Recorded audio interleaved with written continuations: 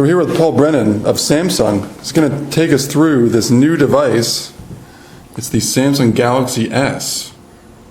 Thanks, Ian. My pleasure. Good to see you today. Thank you. So talk a little bit about the Galaxy S, and let's back up a little bit and kind of look at some of the consumer trends in the marketplace. So today, really there's three predominant drivers for consumers looking at smartphones.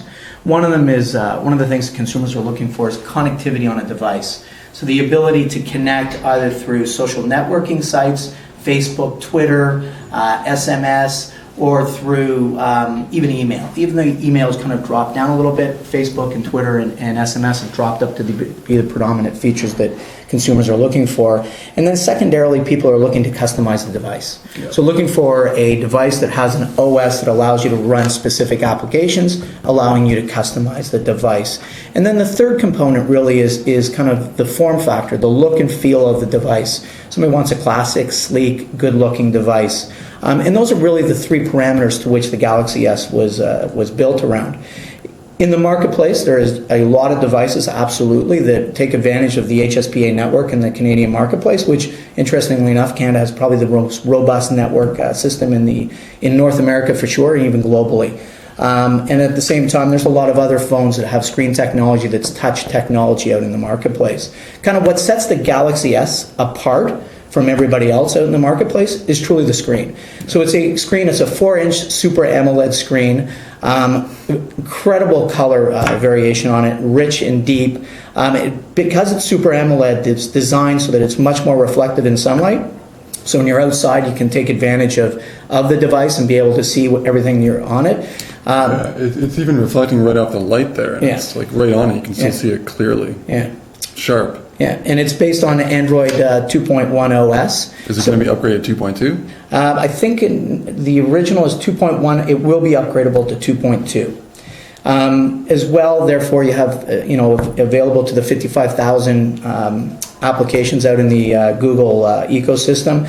One of the interesting trends that we've seen in the United States last quarter, actually the Android OS outsold every other OS in the smartphone arena. From a Canadian specific standpoint, according to IDC, in Q4, there was 6.2% of the market was owned by Android in the smartphone space. In Q1, it was up to 12.9%, so 100% growth in the first quarter.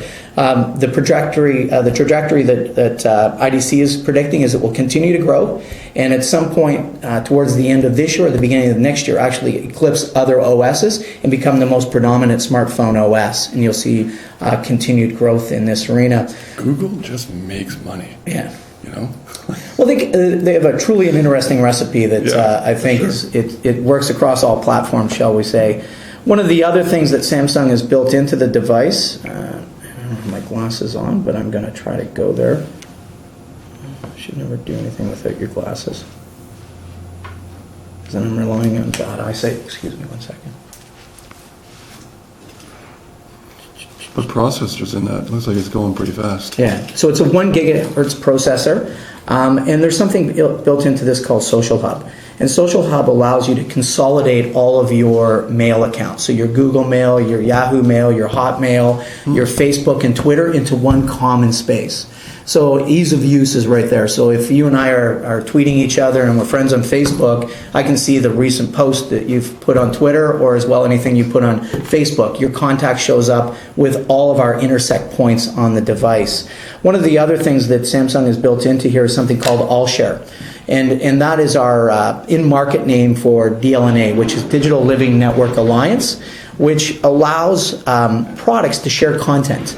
So if we were in a room that had other DLNA devices and I hit DLNA, and there's nothing in the room, so I apologize, but what it would do is go out and look for other devices. So if we had a TV up on the wall that had DLNA technology and you were videotaping this on the Galaxy S, you could actually show it, play it on the TV at the same time. So it allows you to share content across it. It's something that Samsung fundamentally believes in as it relates to consumer convergence, and we see where all of these devices will eventually join together.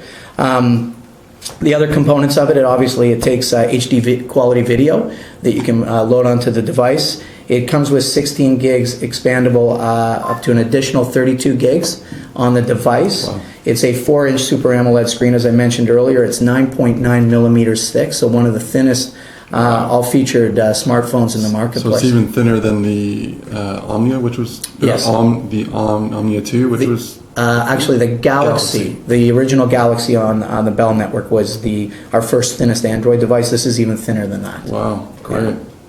Huh? What camera?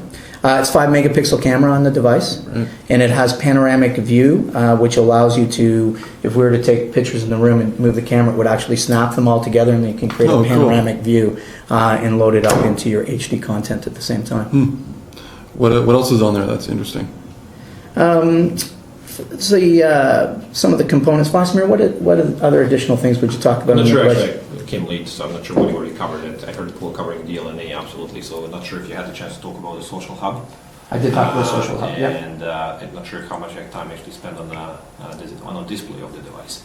I really wanted to emphasize on the Super AMOLED because if you look at the touchscreen devices, the center of the touchscreen device is actually the display. They are pretty much, you're using it for viewing and inputting in a device. So basically everything that happens with the device is done through the touch screen. So that's why we're emphasizing so much on Super AMOLED technology. The brightness of the Super AMOLED versus the AMOLED is 10 to 15 times higher. The thickness of the device, we are saving about 35% of the internal space by using the Super AMOLED display versus the AMOLED display, which makes this device possible to be as thin as it is. Paul touched the DLNA, huge feature. In the current kind of the world of the high technology, users are actually looking to create and share the content. So this is just another way of sharing the content within your household, in your office.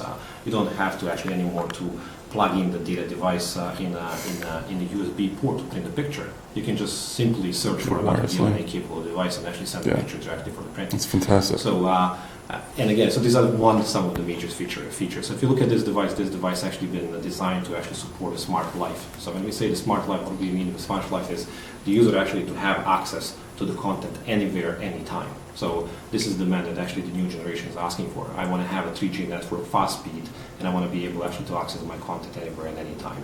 So I think pretty much there is a couple other additional features, like for example, daily briefing that is combines the news, weather, and the stocks in one. So basically, and also your daily schedule, which you can actually use to just quickly review what is actually in your schedule for the day, so you're not late for the meeting like me today. If I had to, which is probably I wouldn't be late. And features all of the other Google applications that we all know about, right? Layers browser, you probably guys heard about it, and that's amazing. Actually, browser that allows you with basically providing a different layers and looking through the camera lens and trying to find out what what is the nearest ATM machine, or what is the nearest restaurant that you would like to dine in. In addition to that, we take the full advantage of the Google Marketplace, and we make sure that all of those components are closely integrated with the handset. Sounds good. One of the other Let's see what features too that will be on the device is something called Media Hub. So Samsung is in the process. Sometimes I just shut the f*** up and keep talking. All right. Perhaps a bad selection. Anyway, did you guys ever want a zip line as a...